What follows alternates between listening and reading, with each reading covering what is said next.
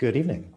Welcome to episode 12 of the Hope for Healing video podcast. I'm Dr. John Stracks and joining you from my office in Chicago and here with a friend and former patient of mine, Jody Prado. Before I introduce Jody, let me tell you a little bit about Hope for Healing. Hope for Healing is a joint effort between the people at the Curable app and me. And for those who aren't familiar with one or the other, I'm a physician in the Chicago area who focuses on the reduction and elimination of physical symptoms using mind-body medicine methods. Curable is an amazing app focused on the same goal. We've been working together since their inception about 5 years ago. A couple of notes before we get started. First of all, Jody and I will discuss her story for about 45 minutes and then take some questions after that. If you do have a question, please type it into the Q&A feed on the Zoom platform or into the chat on the Facebook feed. Curable is monitoring both of those and they will get the questions over to us and we'll do our best to answer as many of them as we possibly can. Secondly, I want you to know that I have expanded my telehealth practice significantly during COVID-19.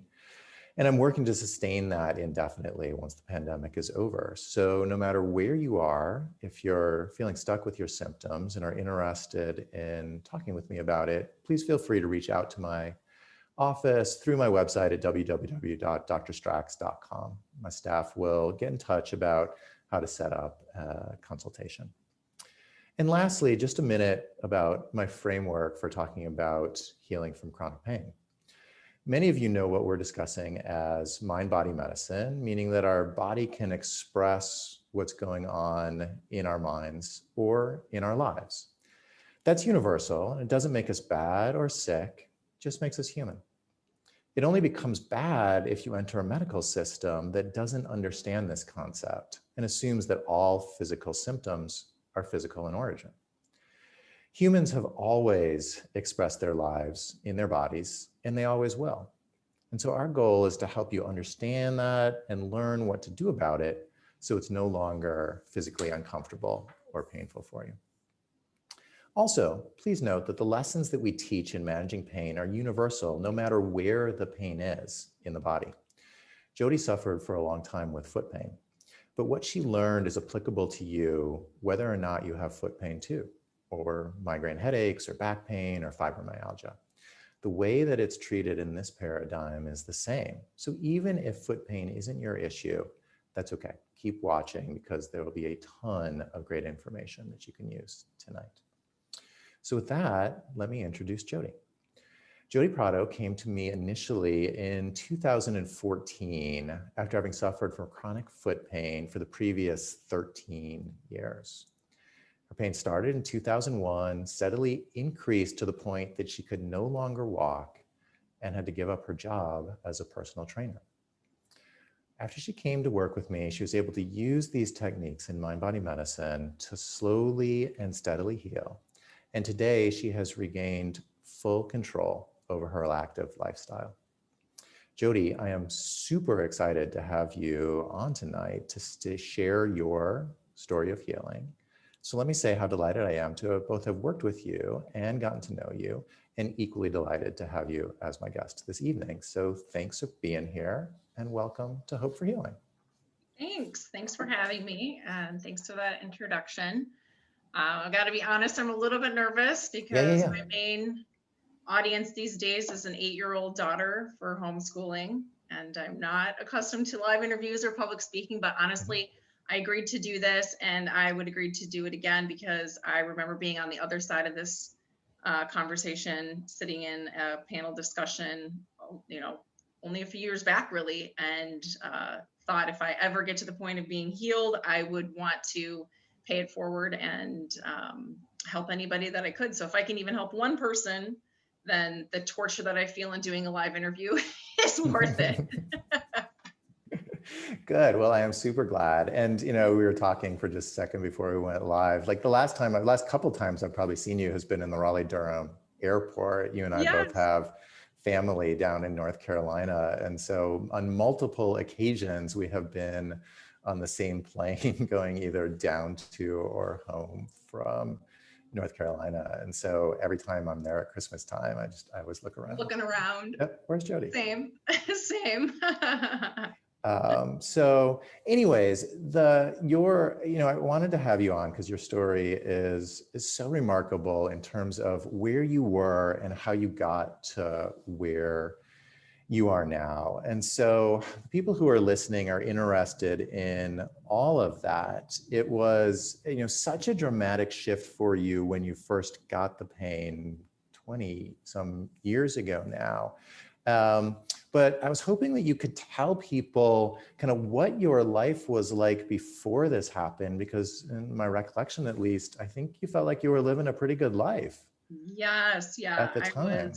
I was only, well, it started in my mid-20s, but I was just starting off my first professional job. I was a pharmaceutical sales rep, and I had just moved downtown Chicago. Was living with a roommate, had all these great friends, and was just living this great life of having this disposable income for the first time in my life, and super active. I really got involved heavily into the health and fitness world, which was my background through college anyway, and ended up becoming a personal trainer part-time in addition to my pharmaceutical sales job.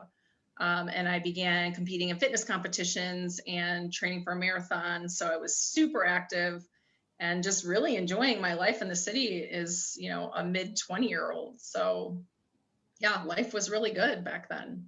Yeah. And then, so what happened? I think you said it started in 2001. And so what did you notice initially? And then what happened from there? And try to sort of walk people through the whole story from way back then through 2014 and up to now. So what's the first thing that you remember? Sure. And interrupt me if you need me to, change gears, because I'm trying to make my 15, year journey as succinct as possible. But it's tricky to go through it all and boil it down. But my pain started in 2001 when I was about 25 and I was training for a marathon. And it really was just an issue of heel pain at that point. It felt like I was running on concrete with not enough padding, almost just like bone on ground is kind of how I would describe it to the physicians. And it was more of just a minor annoyance at that point. And I really just thought, well, it's probably due to overtraining and running a marathon. I was up to the 20-mile run, and I'm really not built for running. I don't know why I ever thought that was a good idea anyway. But, I went to a podiatrist because that's where you start when you have feet pain. And even though my symptoms didn't really, even at the very beginning, did not line up with plantar fasciitis, I think that's where podiatrists start when you say you have heel pain. You have plantar fasciitis, but I didn't have that typical first step in the morning pain like you're kind of do when you have plantar fasciitis. But I went with that, and it was the general, wear nice night splints, and you need to ice, and you need to stretch, and you need massage therapy, and you need custom made orthotics, and all these things. So I started kind of down that path of podiatrist appointments and doing all of these basic solutions, which I thought were just going to be kind of a minor annoyance to getting back to my very active lifestyle. But none of that helped. And my pain just seemed to progress and to get worse over the years. And it was seeming like it was intensifying as well. And being on my feet all day as a pharmaceutical rep, I really had no break. And then personal training as well. I was always on my feet. So over the next 5 years, I would say the pain worsened, but I still was really of the mindset of, I'm not going to let this impact my life. It's something to just figure out. I'm going to find a cure. I'm going to get through it. And I didn't let a lot of people know, to be honest. Most of my friends kind of didn't know. It was just a grin and bear it type of a situation. And honestly, going to doctors and researching the pain became like a part-time job. It became, what forum can I get on? Like, where can I find a relatable story? Who has the same pain as me, and how did they fix it? And so there was a lot of that going on. And then I would find a doctor, and the doctors would feel extremely confident that they knew it was wrong with me. They would tell me, This is exactly your problem. I would get my hopes up. I'd be thrilled because someone knew it was wrong. And then it didn't help at all. And I would be crushed again. And that happened time and time and time again. I can't even tell you how many physicians I saw. I had, blood work and x-rays and MRIs and multiple rounds of all of those things. Medications that were prescribed. I most of the time did not actually end up taking a lot of the meds, but it was progressing to the point now where it wasn't even just contained to my heel, it was the entire bottom of my foot. And I think that the most frustrating part was just not knowing what was wrong, like not having a diagnosis. And do you remember what kinds of physicians did you see? Were they mostly orthopedists or podiatrists or a combination? Yes, I saw podiatrists and orthopedic surgeons, and then as I kind of worked my way through those physicians, I got into even more, specialty type doctors looking for things like, well, now it must be lupus, it must be arthritis, it must be all these other conditions. And then I would go see that specialist. And I always used to say that it was so interesting to me that lo and behold, like no matter what kind of office I was in, that was my problem. Like it was very strange to me that if I was at an orthopedic, then it was definitely bone. And if I was, over at this doctor, then it was definitely related to something with blood. I mean, it was mind-boggling really that everybody seems so short-sighted and narrow-minded, I guess, and just their specialty was my answer. So I ran into that a lot. And honestly, I almost wished, and it sounds so sad to say, but I almost wish they would find something on one of those reports. Like I wanted it to be lupus or arthritis or something so that I could then say, great, how do you fix those things? And let's get on to the fixing and stop looking for the problem. So yeah, over the next decade, I have got a list because I honestly can't remember. There's so many things I tried. I was told I had muscular imbalances in my feet, calves, hips, and glutes, and that I needed to do massage therapy twice a week. And I did that for 2 years. That was extremely expensive and extremely time consuming. I saw multiple more podiatrists that made me heel cups and compression stockings, which are those like ugly nylon, things that you wear up to your knees. And for, people to keep fluid out of their legs. I wore those in the heat. I wore those as a 25-year-old, like throughout the summer in Chicago. I had multiple painful like nerve conduction tests where they would stick needles into my muscles of my legs to stimulate the muscles to see if they were responding to the nerves. I had to have those ones when I was first learning about this a few years before then. And it's like it's a torture device. Like there's no other way to describe it. And you had multiple of them. I had multiple. And when I knew that it was coming the next time, I remember sweating through that white paper on the table because I knew what was going to happen. And of course, they never found anything. None of these things came back with any negative or positive, whatever the result was supposed to be. It was always just that there was nothing, they couldn't figure anything out. So I really just felt like that there wasn't a test that had been designed yet to detect what was causing my pain. Like I was so rare of a case that this was something that they just couldn't figure out. But now the pain was getting worse and worse. And I was down to, kind of mere minutes before I would be in this pain that would really require me to have to sit. The strange thing about my pain, though, is that as soon as I sat, my pain could be alleviated pretty instantaneously. That was kind of a blessing. But my quality of life by this point was really affected. I mean, my husband would have to drop me off at the door of everything. We were living in Chicago at the time. So, parking might be a couple blocks away. You have to drop me off and go find parking. I couldn't stand up to do a church service or to sing. I'd be very nervous about a social event because where would I sit? What if somebody would talk to me for too long? How could I get away from them? So it was really impacting us, and we were, pretty desperate for some sort of a solution at that point. And so in 2010, now I've been dealing with this for 9 years. They found something. They found a ganglion cyst on one of my MRIs, and they said that I would need surgery to remove it. and it just didn't sit well with me. I don't know why, but it just didn't. And so I had a second opinion and a third and a fourth, actually. And none of the four doctors could agree on their findings or their solutions to the problem. And one doctor said, well, how do you have feet pain in both feet, but only have a ganglion cyst in one foot? So thank goodness he said that, because it was enough to make me feel like I better not pursue this surgery.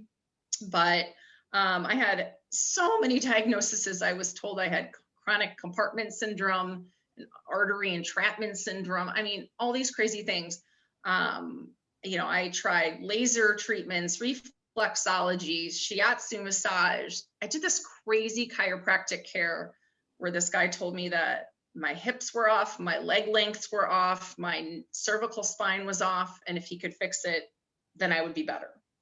I just was talking to somebody the other day, yesterday, I think, about how often it is that people will go to appointments sort of in this situation and have somebody say like, whoa, like you are super messed up. Like you're twisted this way and your posture is bad that way. And we were talking about this because this patient had been told this like many, many years ago, and it had stuck with her.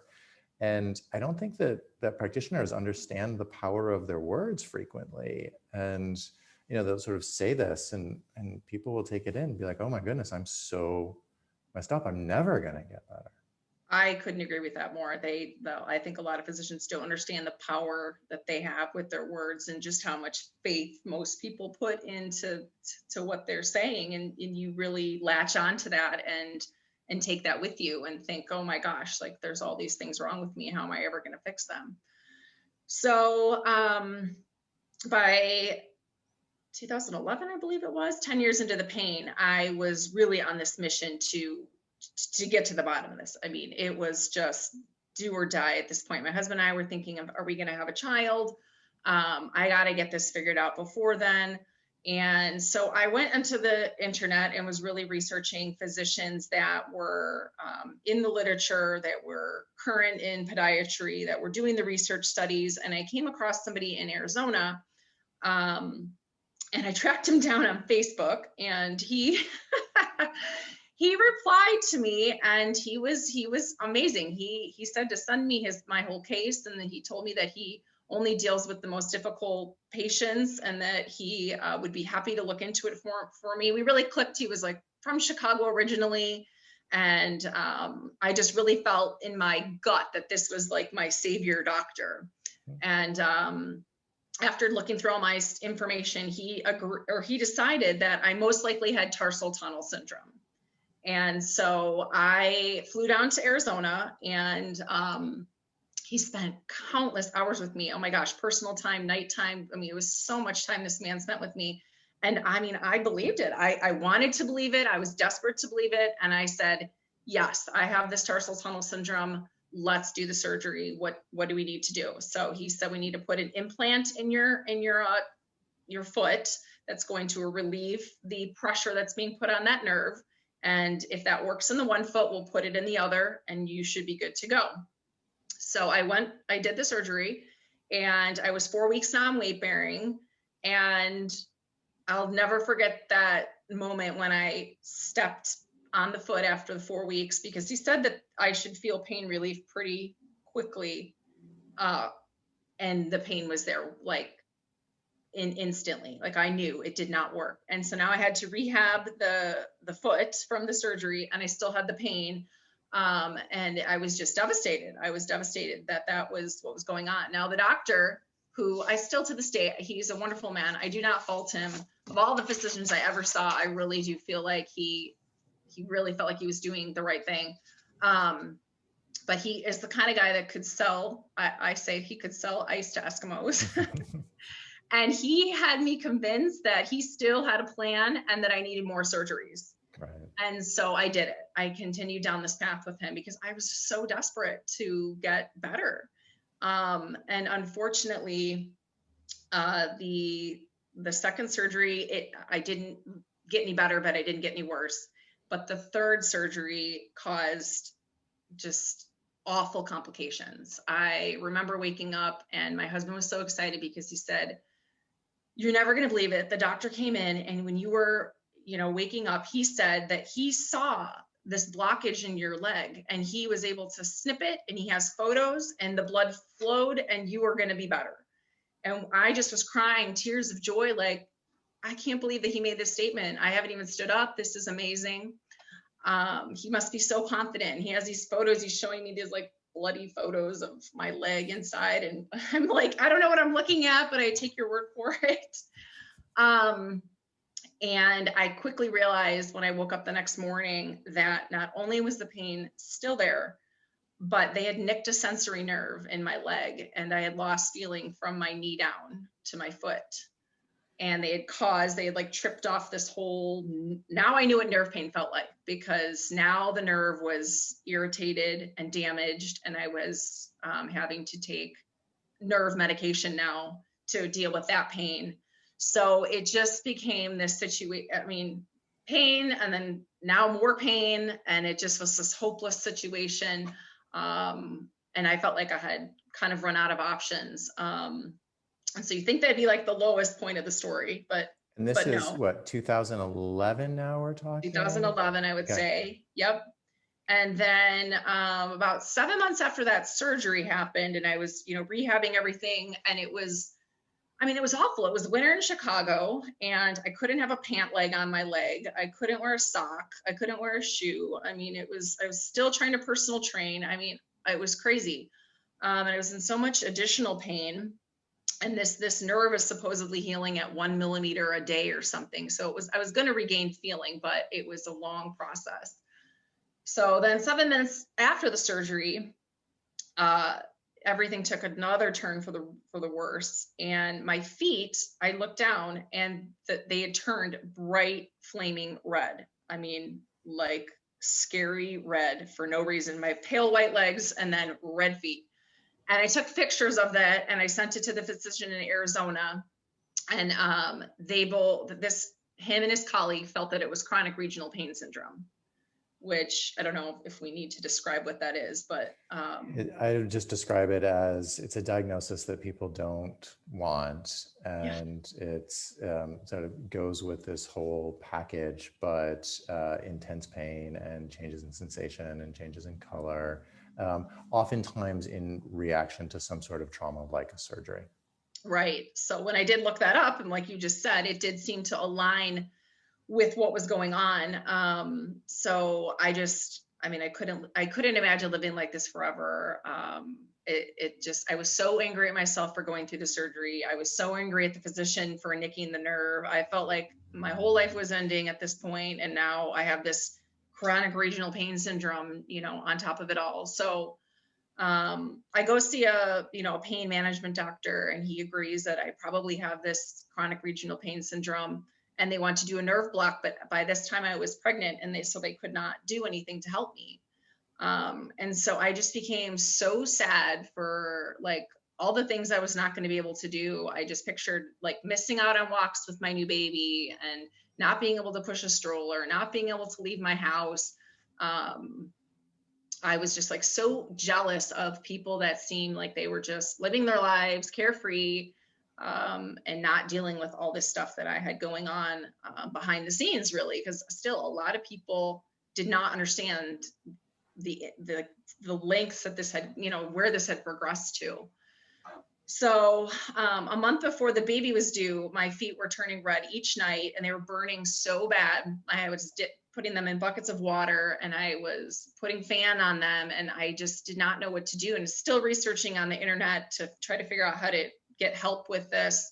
And I came across a condition called erythromyalgia, and it sounded a lot like what I had going on. And maybe it wasn't this chronic regional pain syndrome. Maybe it was something even, I would venture to say, even worse, this EM, so to speak. This is a rare skin disorder where your extremities can turn bright red if you're in a situation of over 70 degrees. Mild activity can kick it off, and something like a surgery gone bad could also instigate it. So I thought that was what was going on with me, and I was to the point now where I could really not stand up at all. I was crawling around. I was using a wheelchair. I was just waiting for the baby to come, but we had no idea how we were going to handle it with my body and my pain once the baby got here. And I just felt like I was so alone because people had no idea how to handle, like how to treat me. And it just felt like so isolating to be in this place. So my daughter was born. She was in the NICU. Unfortunately, she had some breathing issues, and I was experiencing some really high blood pressure levels postpartum. And I still had the feet pain, obviously. I couldn't bear weight at all. I had to be in the wheelchair to get down to the NICU to see the baby. And my body just started to feel like it was shutting down. Like I started having all these pins and needle type sensations on my arms, stabbing pain, shocks of pain. Like I did not know what was going on with my body at that time. And so we made this kind of crazy decision when the baby was 2 weeks old and out of the NICU to drive to Mayo Clinic kind of in the middle of the night to try to get some answers for all that was happening to me, because I really just at this point was at the end of my rope. So yeah. And, for those who are listening, like, Mayo's got this application process and it takes months to get approved, and most people don't get approved, and you have to send your whole file. And you guys made the decision to go there just on a whim. But it makes sense, right? I mean, you've been dealing with this at this point for over a decade, and you still didn't have any kind of official diagnosis. And, thinking back at where you were, like you had been a, competitive athlete, and exactly. You couldn't bear weight at that point. Exactly.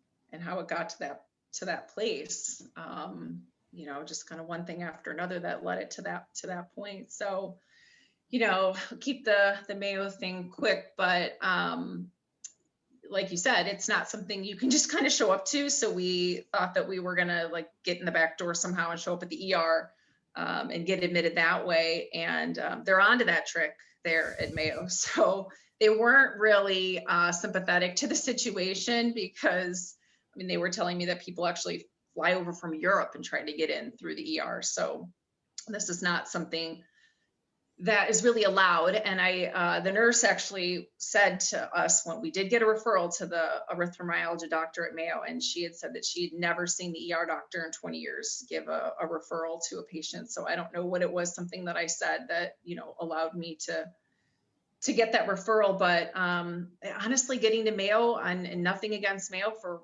other people's conditions, but it wasn't a great experience. I mean, it was test after test after test after test, more of the same, but in a quick, period of time, to basically tell me what I already knew. And that was, yeah, you have erythromyalgia. Yeah, it's not a curable condition. Here's some research articles, go ahead and read those. And here's some topical cream. And, as far as all the other sensations you've got going on, it was interesting looking back now with what I know with what we'll talk about with the mind body stuff. But because I was just so worked up, and they ended up sending me to see a therapist there at Mayo. And the therapist said, I think that some of your symptoms, at least at a minimum, are due to the fact that just in the quick time that this person spoke with me, that you kind of had the perfect storm of events going on for you. You have this feet pain, you have a baby in the NICU, you have elevated blood pressure, you have a pain syndrome. And she said, you're a fixer, you're a doer, you're a person that researches and finds a solution to a problem. And when all of these things were problems that you couldn't solve, it just became too much for your body. And she said that you're just in this constant fight or flight type of a situation right now. And that's why you're having some of it. It's just wreaking havoc on your body. And that's why you're having some of these other symptoms, like the tingling arms and the stabbing pains. She's like, I don't think that any of that's really something dire. I just think it's your body's in this overdrive situation. So we left Mayo Clinic. That was actually a really good explanation by her. It may or may not have registered with you at the time. It didn't at the time.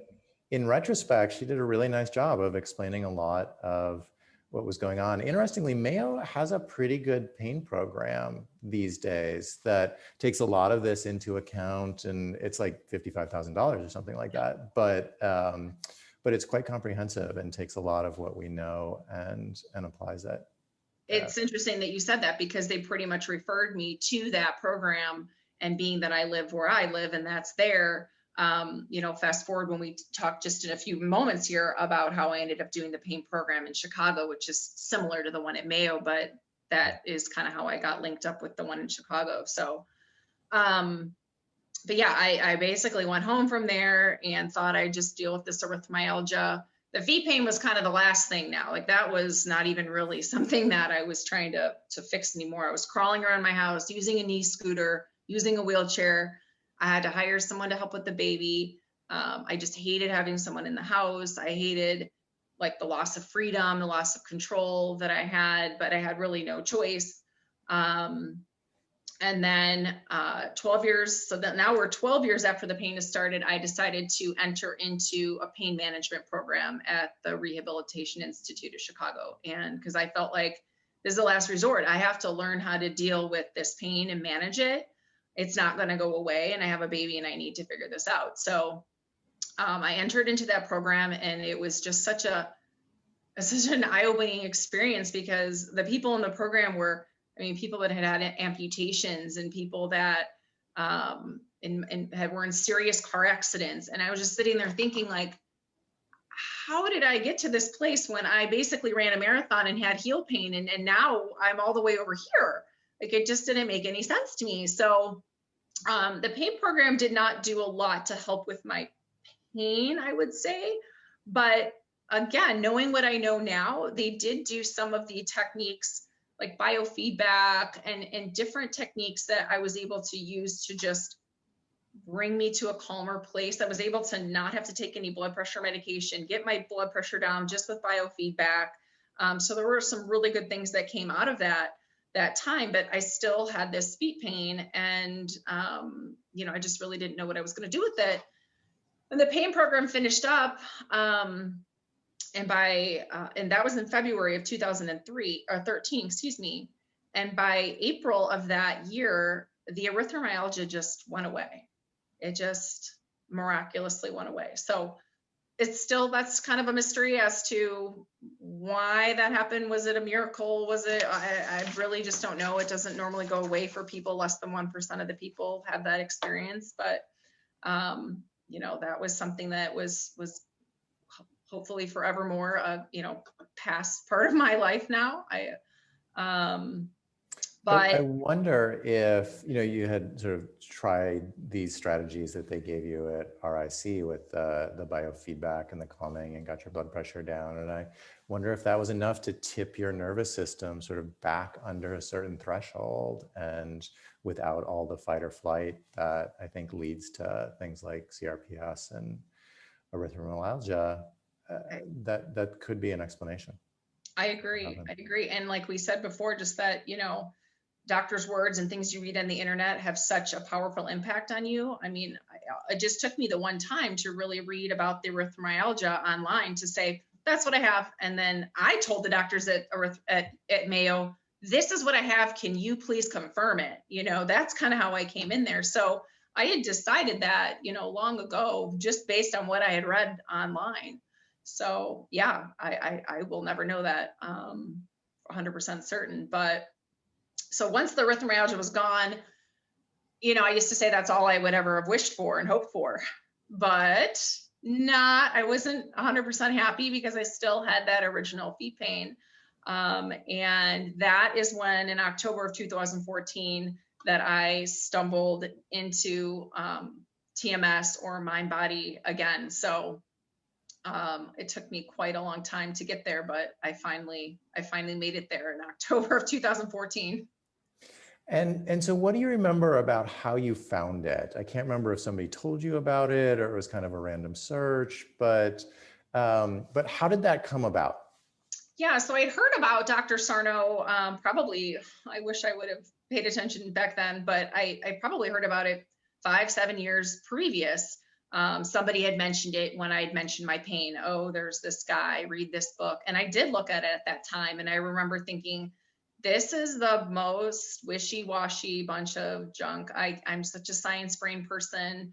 I can't get on board with this. I certainly can't get on board with this for feet pain. I mean, yeah, maybe for like a stomach ache or like a back problem, but I was like, this isn't going to be my foot solution, and tossed the book aside. And I actually, believe it or not, I don't even know if I've told you this, but I was Skyping with a guy who lives in Iceland who had like a very similar situation to my own. I remember that. Yeah. And he was the one that said, I think you are very lucky. I think there's a guy in your area that does this like mind body work, and you should look into it. And so I Googled it, and you popped up, and here you are, maybe a mile from where I'm living. And I'm like, oh my gosh, okay, maybe it's worth it to check this out. And you just so happen to be having one of those like success panel things going on the very next night. So yeah, I decided to go and attend that. And I remember sitting there kind of thinking like, this is going to be another one of those things that I try that, you know, it's going to be really exciting. I'm going to get my hopes up, and it's not going to work, and I'm going to be crushed, but you know, why not give it a try?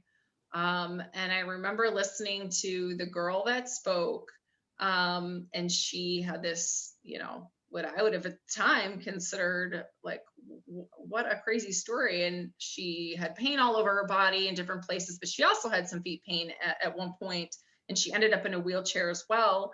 And she was talking about how she journaled and discovered something like she felt like she had to walk on eggshells when she was around her dad, and that's why her feet pain had put her in a wheelchair. And she had this like epiphany moment, and she talked to her dad and, you know, worked through her feelings, and voila, she's traveling Europe. And I was like, wait, what? I mean, it was just too good to be true, to be honest with you. Do you remember that patient? Do you know? I do. Yeah. She, you know, she had a goal of dancing at her wedding, and she, at some point, she messaged me. She's like, I danced all night at my wedding. It was amazing. Yeah, it's incredible. I love it. And so, yeah, and that's pretty random because not everybody I interview has foot pain. And so the fact that that was going on that day. And so what do you remember from there? I sort of have a sense that maybe you and I talked a minute that night before you left. And so you made an appointment. And so what do you remember about seeing me, kind of getting information from me, and what happened from there? Yeah, I think, yeah, we had an appointment. I remember that pretty quickly.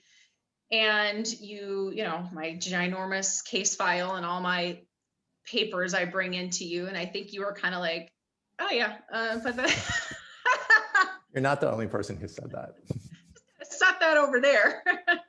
And I was like, but my story. And you were kind of like, okay, what's going on? But you know what I really did appreciate about you, and I'm really just not saying this because I'm on with you, but you really were like different than the other physicians in that you never said, I know what this is 100% and I'm going to definitely fix you for sure. You never said that, which I really appreciated. I mean, you said, I think that this has something to do with mind body. And these are the reasons why. And you kind of gave me that to think on. And what you said, and I have it written down, was just that, then you just left, I think you just left me to think on it was, you know, in 13 years and that whole stack of stuff and all those places you've gone, all those doctors you've seen, all those tests you've done, Mayo Clinic even, no one has found anything wrong with you per se. Like a lot of people have had all these ideas about what could be wrong, but none of your actual medical tests like x-rays, MRIs, blood work, nothing's ever come back with anything positive to say that you've got this or that, you know, wrong with you. And kind of how do you explain that? And I remember saying to you, well, that's just because they haven't come up with the test yet to find out what's wrong with me because it's that rare. And I really believed that. But I think you were like, well, yes, possibly. Okay. But it could also be, this, and we kind of got into you talking to me about, what was going on in my life during the time that the pain had started, and like my personality type and all that. So I think you had a writing class that was starting right around that time, and I remember that was kind of my first step as I got into the class and started that way. And then, so what do you remember from there in terms of, I mean, you've done a lot of things over the years that have helped you get better. What do you remember about sort of those first, say, months or year after you and I met? So you did take my class, you would see me for appointments occasionally. What's your recollection of kind of what you did and how well it worked at the beginning? Sure. So I was still a very skeptical person about the whole process. I just really felt, I remember telling my husband, like, there's nothing else to try. And so I think I was scared partially too, because I felt like this is my last option. And if this doesn't work, then there's nothing. And so I felt like I don't want this to fail, but I don't want to put my faith in it either, because then I'll get my hopes up again and then I'll be crushed again if it doesn't work. So I was very tentative to go on this journey. I think I was kind of like, or I had like one little toe in the water of it, but I still was in the medical world. Like, well, what else can I Google and maybe go try on the side other than this? But I remember working through the Schubner book, The Unlearn Your Pain, and talking about like your personality traits and what kind of person, often struggles with things with mind body. And I checked off the box for perfectionism, having high expectations of myself, wanting to be liked, being conscientious, being hard on myself, being overly responsible, and for me since a very young age, worrying and having difficulty making decisions, and following rules strictly, and having difficulty letting go. So all of those I was able to check, every single one. And it was like, whoa, this is, at a minimum, I fit the personality profile. So I think that got me thinking a little bit about, okay, maybe this could be something that is got some, credibility to it. I think you and I talked a lot about, I think I was really wanting to find like why this happened to me. Like, did I have that like catalyst event that different people talked about? Like, oh, my dad passed away, or, this thing happened or that thing happened. And, you and I talked a lot about what was going on around that time. My pain started in 2001. My parents got divorced in 2000, but, we kind of were like, I seemed like I had, I had processed maybe some of those feelings. It didn't seem like they were big secrets. But I told you about maybe my upbringing. I had very young parents, 17 years old, like a lot of drinking, partying. There's, fighting, yelling, things going on in the household, but I was very cavalier with it when I would tell you. And I think at one point you said, you seem like it's not maybe impacting you, how you grew up, or, your personality traits, but I think you might be minimizing a little bit what you experienced, and that I think you feel like that's just like a normal because it's my normal, but it may have had a bigger impact on you than you thought. So I don't know if I ever got to that, like, this is it, this is what it was kind of a thing, but I think it could have just been a whole bunch of stuff. And then for sure, the personality of myself. Yeah. I have a memory of a specific story you told me about growing up, about just like, you weren't that much younger than your parents. And so you're sort of telling me about how fairly regularly at a young age, you were sort of in charge. Exactly. I think. Exactly. Like, I would be the one to come down and be like, guys, it's a school night. Like, can you turn down the music? Gotta get up, and I'm like 9 or 10 years exactly. old. So, yeah. And to me, telling that back was just, that's just how it was. How it was, exactly. And, it took you to have to kind of bring out, and now, especially now that I'm, at that time when I first met you, I had a really little one, baby, but now having an 8-year-old, I'm thinking, oh my gosh, it's so just starkly different upbringings. And I can't imagine that that is what my 8-year-old would be experiencing, and how difficult that would be on a daily basis to be in an environment that is stressful and scary and all of that. So, I mean, any one of those things probably could have played into it. And then I think, I think what we ultimately discussed was that it made a lot of sense for my brain to be training for a marathon. Oh, your heel's hurt. Oh, okay. Well, that makes sense because I'm running a lot. And maybe there even was a touch of plantar fasciitis or something going on. But my brain got caught in this like crazy faulty pain loop. And it was just so perpetuated by the fear and the anxiety around the fact that when I stand up, before I even stood, I already knew that when I stand, I'll have pain. So there was just this fear and anxiety around that I was going to stand up. And it was just this cycle of when I stand, I'll be in pain. And, it was always like, what can I get done before I'm in pain, and all the what if situations. And I think it just became this like vicious cycle that became a learned pain that I had to unlearn. Exactly. And yeah, just that cycle that goes, the fear of the pain, and then the fear makes the pain worse, and the worse the pain is, and it just keeps going. And yeah, and then, after you and I had talked for a while and you've been in my class, it started to make sense to you. My memory is that like, even still over time, it took a while for you really to trust that that's what was causing it. And so one of my memories about you getting better, and one of the reasons I wanted you to be here tonight, is that in my mind, it was a really, really gradual process for you. Like, I don't remember a time where you and I talked and you're like, guess what? It's, but I also don't remember a time where like you weren't getting at least a little bit better. Is that your memory of it too, when you look back on it? Well, I think that was you telling me that in the beginning. Like, you would say, I would be emailing you saying, it's not working. It's not working. It's another one of those things that's not working. And then you would be like, well, didn't you just say that you went someplace and you talked to someone for 10 minutes? And, how was that? And I'm like, well, yeah, okay. Yeah. 10 minutes. That's not enough, and you were like, oh, okay. You were telling me that you were crawling around before, and now you stood up for 10 minutes. And you're not taking that as a win, because I really was waiting for those stories of, oh, I read the book and it all fixed and I'm good. And that wasn't happening. So, but, I think I was able to not kind of throw in the towel, because for me, I had to get to that place where there was nothing left for me to try. I knew that if this wasn't going to help me, I really didn't have anything else to fall back on. And so it was kind of one of those, well, what do I have to lose?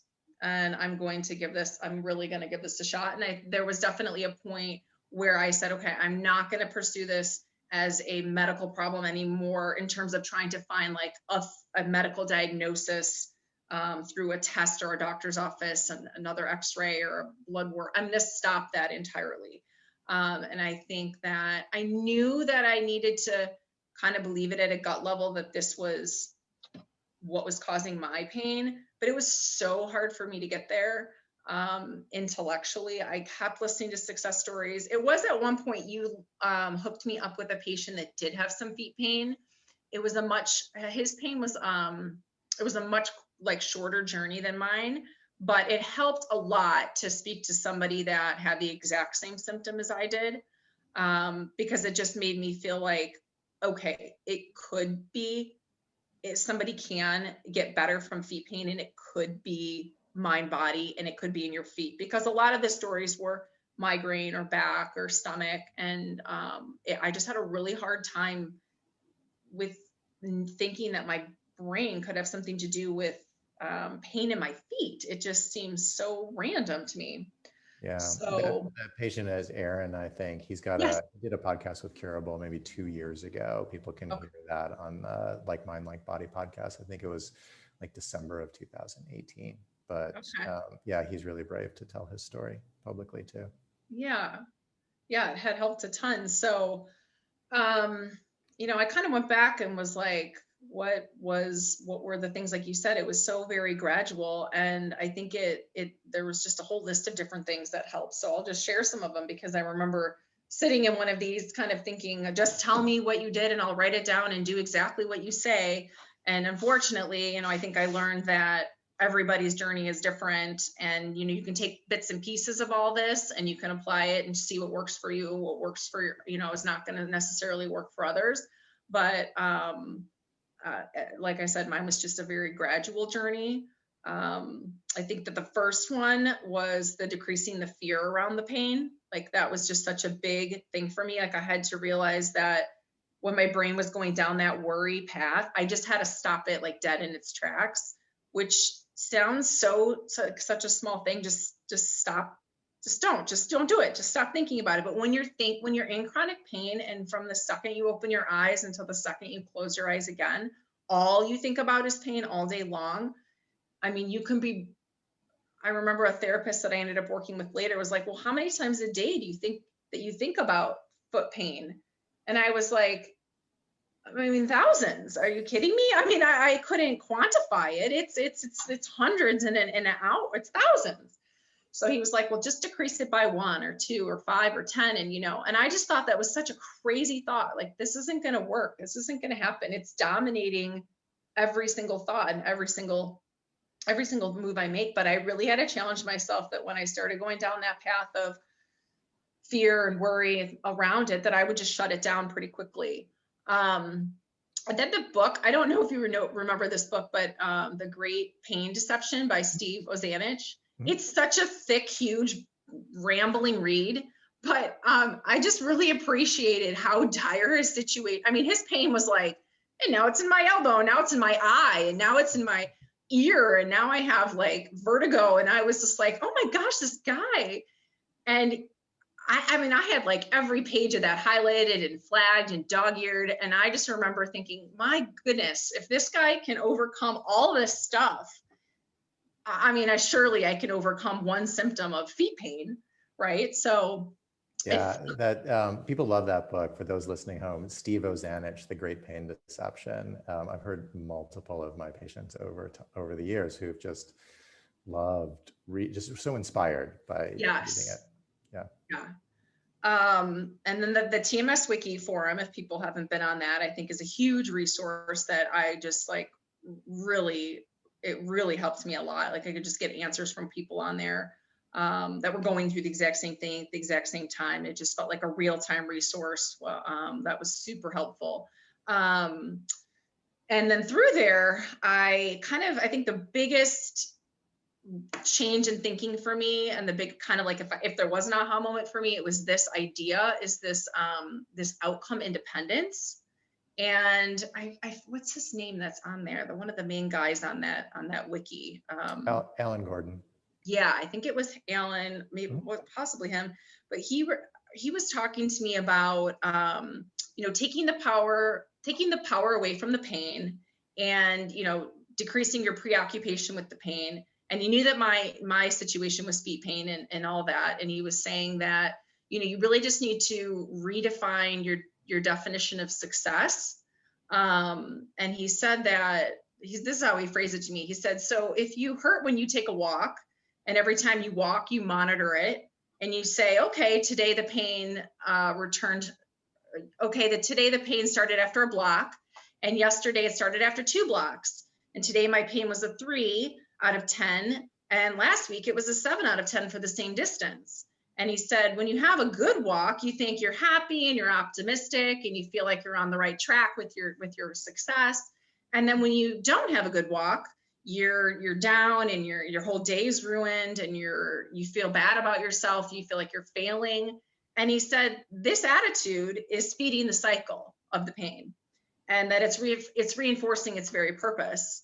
And he said that you need to change your definition of success, and you need to no longer measure it by whether or not you have a good walk.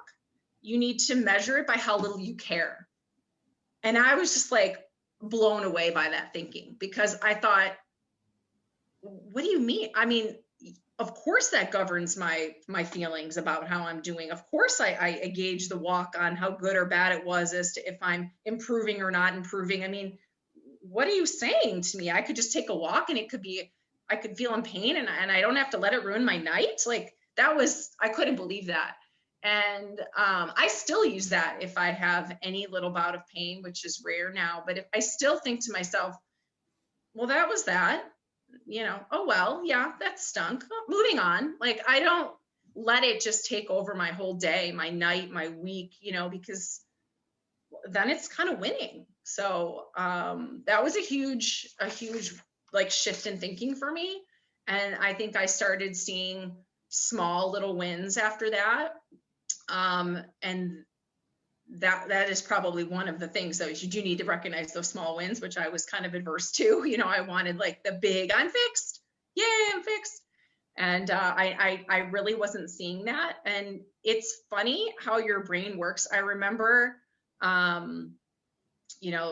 a bit of time later, we decided we were going to take our daughter to Disney World. And we said that, we might have to get a wheelchair because I don't really know if I could do, I was far away from wheelchairs at this point, but it was like, that's a long day. I just don't really know if I'm going to be able to do it. And, I had a Fitbit, and the day we ended up walking 10, 12 hours that day. And I was in some pain. I had a little trail stool. I sat down in line a couple of times. And at the time, we were so thrilled with the outcome of that. And your brain, it does weird things. I came home, and a couple weeks later, I remember telling my husband that Disney trip was just terrible. I can't even believe that Disney trip. How sad. He said, what are you talking about? And I said, oh, I was in so much pain and I had to use that trail stool and it was just awful. And I mean, I kind of rewrote history, and it was as if I wasn't there. I mean, my brain told me it was a failure and I had to sit on that trail stool for, 30 minutes out of 10 hours. And so therefore the whole thing was not a success. And I had lived through the fact that it was a huge success. And it was like the biggest success that I had seen to date. But somehow a few weeks later, I had told myself that it didn't even happen. That didn't even occur. I mean, how crazy is that? And comment, like I hear that from people who like, it just, our brains are used to looking for a certain outcome. And even sometimes when we see a different outcome, we could have revert to this thinking and like, oh, I just, when the pain is bad, all we see is the pain. And sometimes like all we're looking at is this very narrow, and you look to this side or that side and it's okay. But like we fall back into these patterns of like, oh, the pain is like all I can see. Yes. Is the pain all I can focus on? Exactly. Yeah. And so it was probably around that time, maybe you may have reached out to me, or because I have a memory of like you contacting me at some point and you're just like, I don't think it's working. And I was like, it works. Like you're better.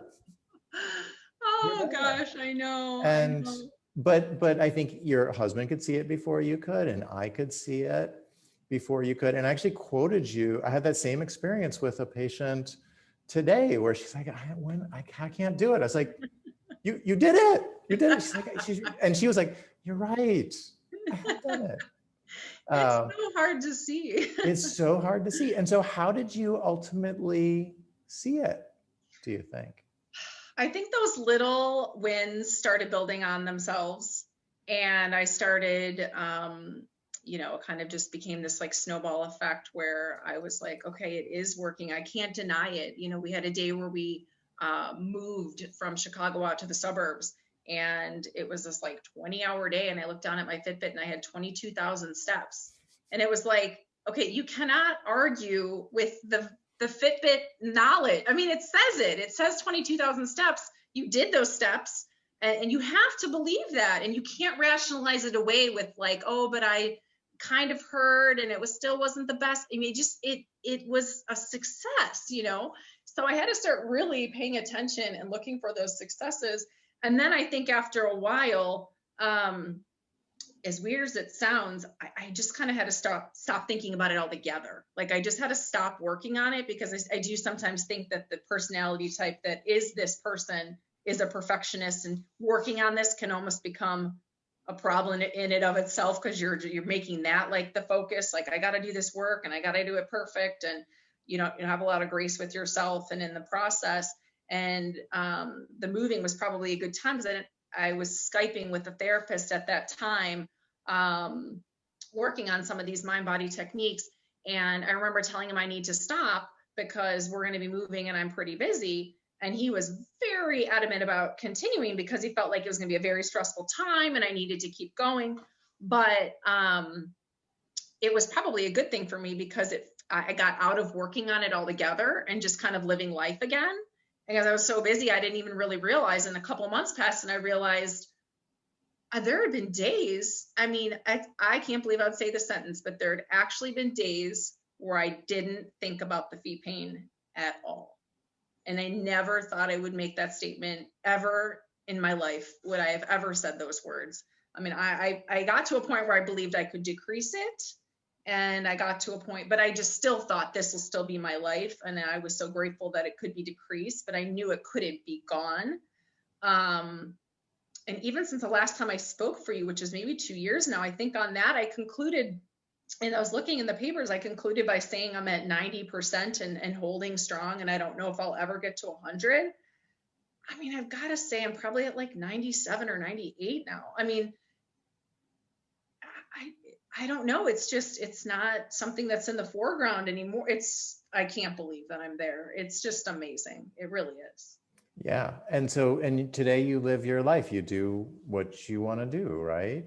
Exactly. Yeah. I do. And luckily for me, I haven't had a situation where the pain has kind of bounced around or shown up in a different place.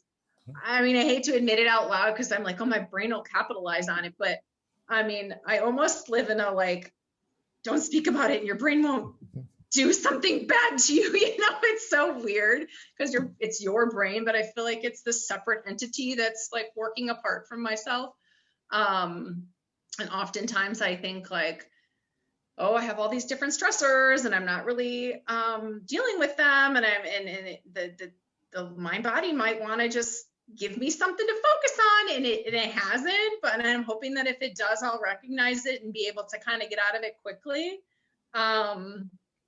Although I say that, and then before the call, I was telling you about the crazy COVID thing. And yeah, tell people about the COVID story, and maybe we'll take some questions. Okay, so we were driving down to Florida, and I started feeling like a tickle in my throat. And I thought, this is just last month. And I was thinking, oh my gosh, we better get tested for coronavirus, because we have insurance and we can cancel the trip and get a refund if I happen to have corona. And so I pulled off in Alabama and I get this coronavirus test. And, now I've got this headache and I've got this sore throat, I'm thinking. And I do the rapid test and it comes back negative. And they said they're going to send out the results to get the more definitive test. And, but that I could go on and travel to Florida, and that they would call me with the result. And they don't end up calling. And I'm thinking, well, I don't, I'm sure it's not positive then, because they're not calling. And they would call if it was positive, because they would contact Trace and they'd want me to know if it's positive. So I just kind of was on vacation. I didn't really want to deal with it, but I still was feeling these weird symptoms and still scratchy throat. And maybe I had a cold, who knows? I don't know. But I got home from the trip and the symptoms continued on and got worse.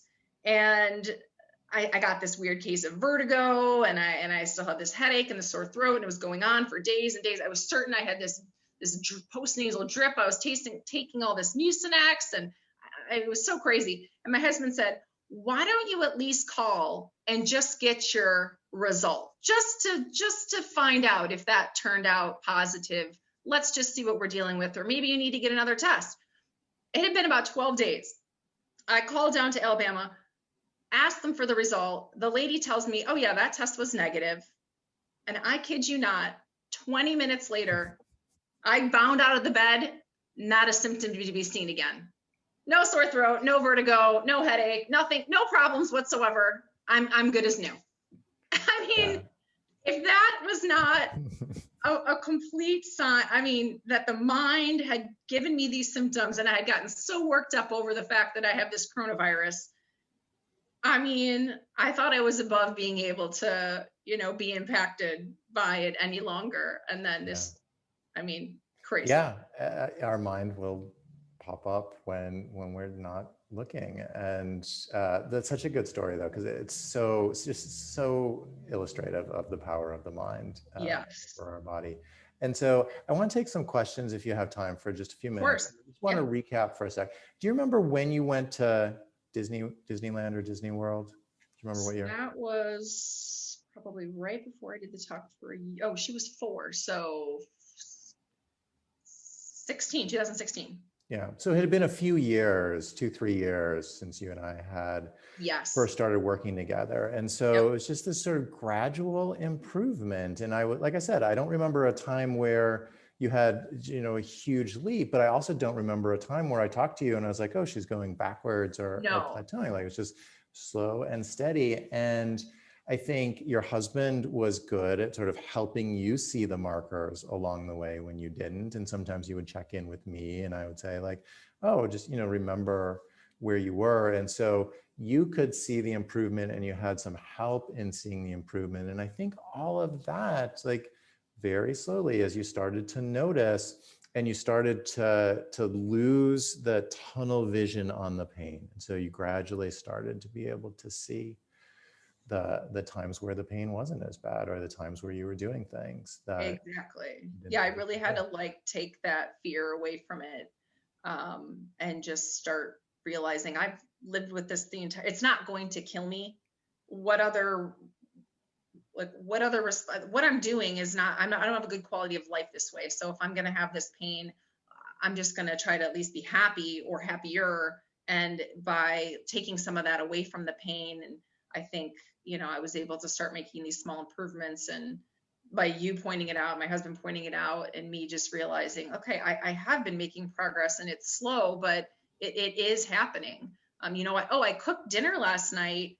I didn't pull a stool over.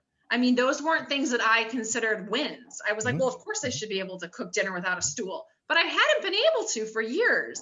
So why I didn't see that as something that was a success to jump up and down about, I don't know. But I think I really was just looking for that big, huge improvement. And it was just slower for me, but it definitely came. Yeah. Yeah. And I think those are aspects of our personalities too, that like we want things to be stupendous. And so we oftentimes, not just you or me, lots of people I work with, like it's hard to give credit for those small victories, but it's so important to give credit. I think you almost think too, like if I credit that victory, I'm accepting that that's enough. I think I thought that if I said, oh, well, my husband might point out, you stood there and you cooked that dinner and that was great. And I'd be like, yeah, okay, but that's not the end. I want more, well, I know you want more, but that was really great, but it wasn't enough for me. And I think that I didn't want to admit that because I didn't want that to be my end. Do you have time for a couple questions? I know that a couple have come in for us. Let me see. What's here? So first one's for you. Looking back at this whole journey, is there anything that you would have done differently or in retrospect wish you had done sooner in terms of how you healed? Well, probably not thrown the Sarno book out 7 years earlier, but no, I wasn't ready to hear it at that time. I just really wasn't. I don't think I would have seen the results that I saw. I would have kept a foot in the medical world. So is there anything else? Probably having a lot more grace with myself throughout the process. Like we just were saying, I was very hard on myself that it wasn't working. I wasn't doing it right. There must be something I could journal about more. Why am I not having the epiphany moment? I think that I just needed to realize that 15 years in pain is a really, really long time. And some of the stories that I was hearing, people were in pain for a lot less time, and maybe that their recoveries were a lot quicker than mine because of that. I mean, I had a really untrained pathways in my brain, and that takes a lot longer than just, really, when you think about how that I worked on it with you for maybe a year and a half or two, and was into that Disney World experience already, it's actually pretty quick if you think about how much time I had been in pain. Yeah, yeah, absolutely. And the negative voice, the self-criticism is something I work a lot on with people, much more so than when I first met you, because I've just recognized how damaging that can be sort of in this whole process if we're then beating up on ourselves as well. Yes. As we're trying to get better. So here's a comment, actually not a question. I had fibromyalgia so bad I needed 24-hour care for months, was rushed to the hospital numerous times in so much pain, had fractured a rib, took 5 months to diagnose. A daughter's friend gave her Dr. Sarno's book to read, and I did the work and I am so much better. Still some pain in the arms and legs and shoulder, but I can now drive after 2 years of not driving. Thank you for being here and sharing your story. Awesome. That's awesome. That's great. Yeah. And then somebody had asked the name of Dr. Sarno's book. Do you remember which of Dr. Sarno's book you read? Tell me the names of them. There's the Mind-Body Prescription, The Divided Mind. I have both. Pain. I have both of those. The blue cover, if anybody remembers the blue cover. I think the blue cover is the Mind-Body Prescription. Dr. Sarno, for those who don't know, is a colleague he passed away a few years ago, but he's in New York City and did a lot of this work and has written some books. And that's oftentimes, they're pretty popular books. And so that's oftentimes how people hear about it initially. I think the work that we do and the work that Curable does, I think has taken his theories and really advanced them over time. But he was one of the first people to really popularize this and make it more well-known. Do you remember where you found the checklist that you went over of all the various personality traits that you mentioned? That's in the Schubner book, The Unlearn Your Pain. Yeah, yeah. He's got a list of I think it's 20 different personality traits. Yes. And you can, can you order that book? I think I got that through you, but I'm sure you can order the Unlearn Your Pain. Yes, and he's a close colleague as well. And so Unlearn Your Pain is available on his website, which is, I think, unlearnyourpain.com, and through Amazon. Somebody else who said pain off and on for 20 years, back pain 15 years ago, and recurred again. They know it's a long process, but starting to get better. And so you're getting a lot of props for being here and just talking about the length of the journey. Because a lot of people, when they're here, it's fairly quick to get it and understand it, and then fairly quick to get better. And so I think a lot of people have appreciated you talking about just the length that you were in pain, and then what you did to heal. How do you reassure patients who have been on a healing journey for quite some time? I feel discouraged when I think about how many people have healed versus how many are trying to heal. Do you think healing is inevitable for those who keep at it? Do you have thoughts about that? Because I know that I do. I was that person. I feel I went to the different panels and listened and thought there's no way that my pain is going to be able to improve. And I know sitting here now, it's so hard because I feel like people are looking at me like, oh, well, she's that success story and I'll never be that person. But I was in that situation, and I really felt I had tried it all, guys. I had done it all. And,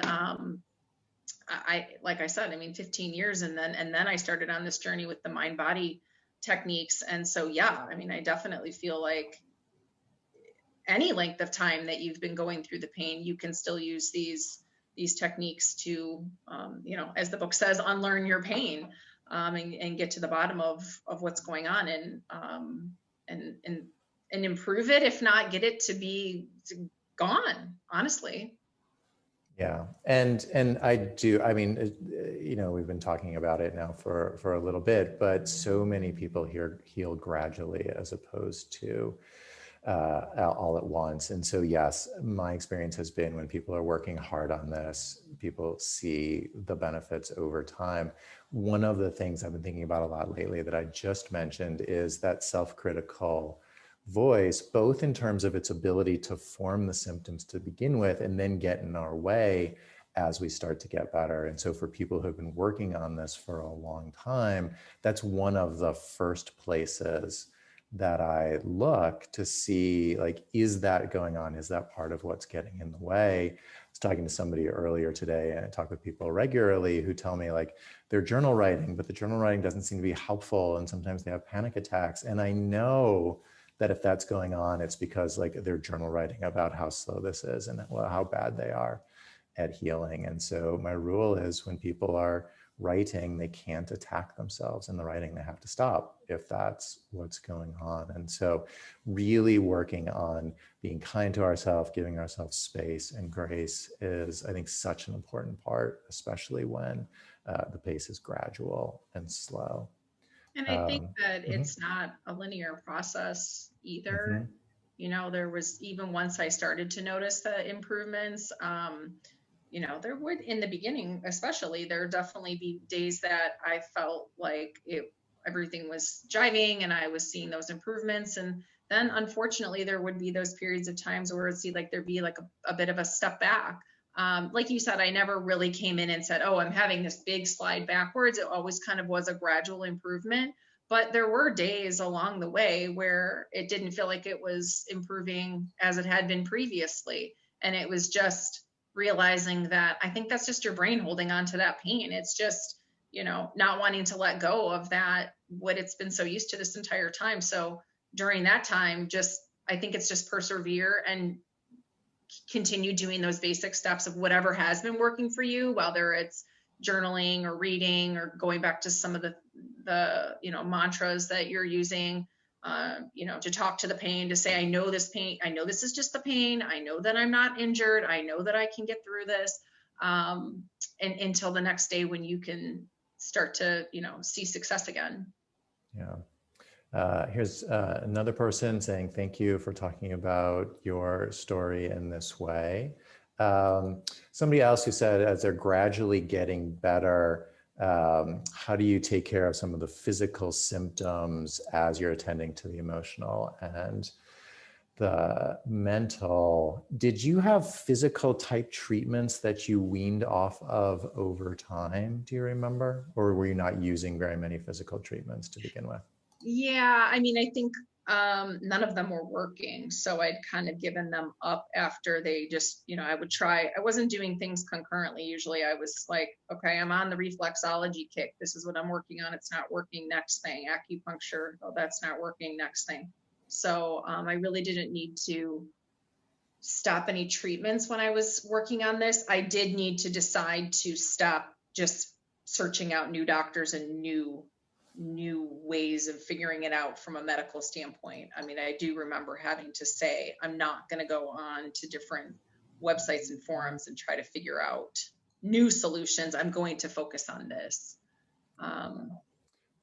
Yeah, and I find, you know, some people have it in mind, like they have to stop all their physical treatments when they first get started. I don't find that to be the case. I think that people can continue with them and then gradually let them go as they start to gain some success.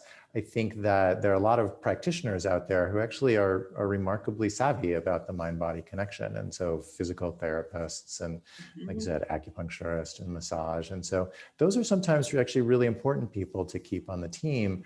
Conversely, I find that some practitioners are averse to this. And so it's hard to work on this and then go to somebody who's like, no, like I'll just stretch you out in this way and you'll get better. So, okay, a series of questions here about whether there were specific techniques and tools that you used as you got better. And so, you know, people will journal write, people will meditate. You talked about focusing on outcome independence. You know, we work with the Curable app, which wasn't available when you were learning about this. There's a lot of tools in there. Do you remember if there was anything of that type that was specifically helpful or significantly helpful for you along the way? Yeah, for me, it was mostly that TMS Wiki website, because I was able to ask questions like in the here and now. If I was struggling with something or at that moment, I could get on and type something and get a pretty quick response from sometimes an actual like TMS therapist.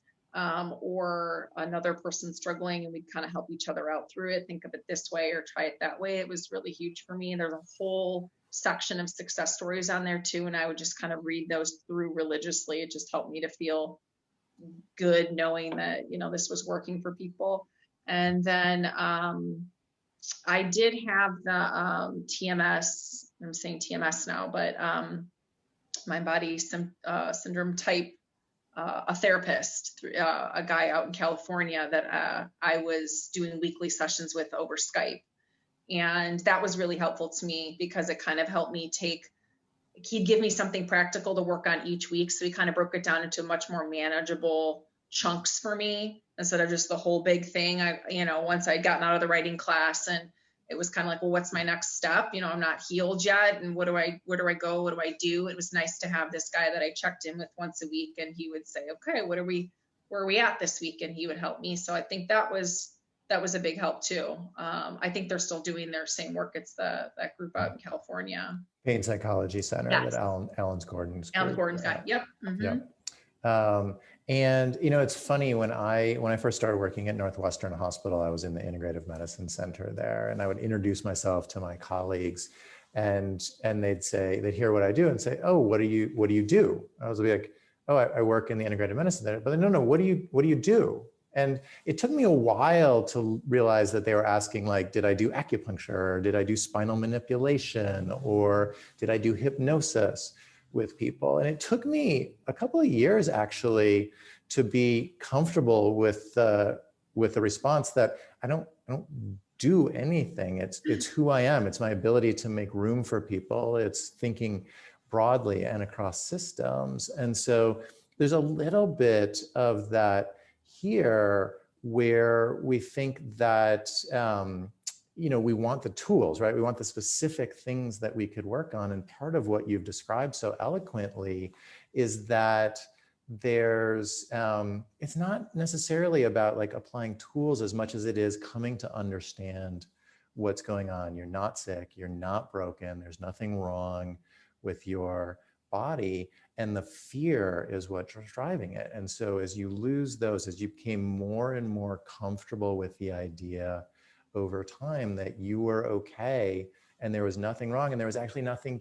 to figure out and solve, that's how a big way that you made progress. And so sometimes it's not so much about what we do, right, as much as it is how we understand what's going on and not being afraid of what's going on in our body.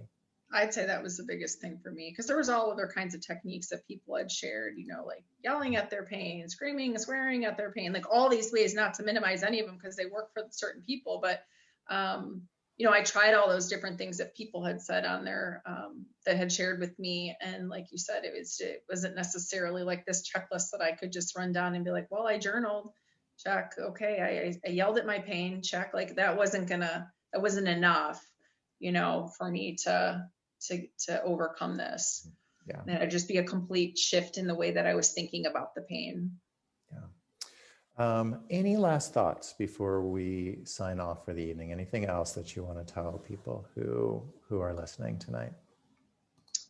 I would just say not to give up not to give up hope, honestly. I mean, this wasn't a quick case for me. And I, again, was in, dire, if I could, if you wanted to listen to me for 2 and 3 more hours, I could get into the really nitty gritty of just how dire this was. But I mean, I was really in the deepest, darkest despair. I mean, we sent out, emails to family members that pretty much said, this is our situation in life now. Please don't continue to ask about it. This is where we're at, and this is where we'll be. And, it's just a pretty bleak place. And if I can pull, if I can come out of it, I feel like anybody can. And again, like this can be applied to any type of pain. I mean, feet to me just seems so random. I think anybody can say, oh yeah, I've had a stress headache, or I've had a stomach that hurt because of emotions. But, if it's a foot pain or a hand pain or a wrist pain, something a little bit more obscure,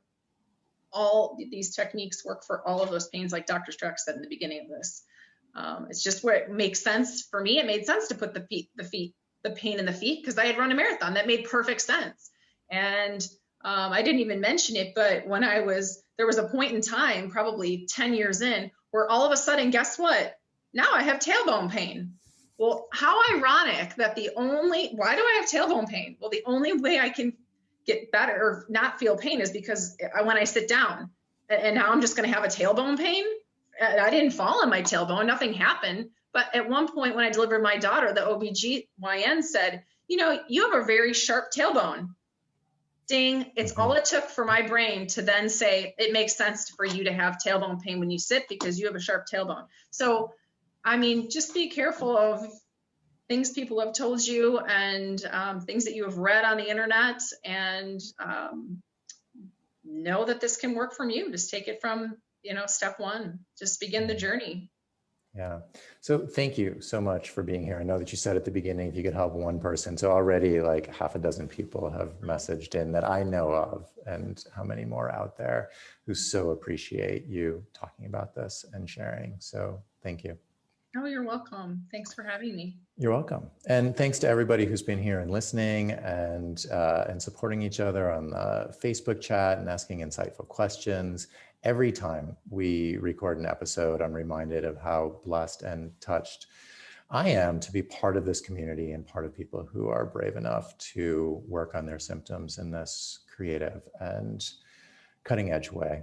As I said earlier, I've been able to expand telehealth options during the COVID pandemic. So if you're interested in getting in touch with me, you can go to our website, www.drstracks.com. My staff will get back to you with all the information that you need. And if you enjoyed this episode, you can find the recording and our previous episodes at Curable and my Hope for Healing page, which is curablehealth.com/Hope for Healing. You can sign up for both of our newsletters and get updates as to what's going on and updates about next episodes. So speaking of next episodes, I'll be back in 4 weeks on Wednesday, December 16th at 5 o'clock Chicago time with a special expanded holiday edition of Hope for Healing. I've got 3 of my patients who have been working on this now for a few years, and we're going to talk about their journeys and both individually and what they've done together that has been helpful for them. So I hope you can join us on December 16th. Until then, everybody, hope you have a good Thanksgiving, and please stay safe and healthy. And with that, we'll say good night. Good night. Thanks.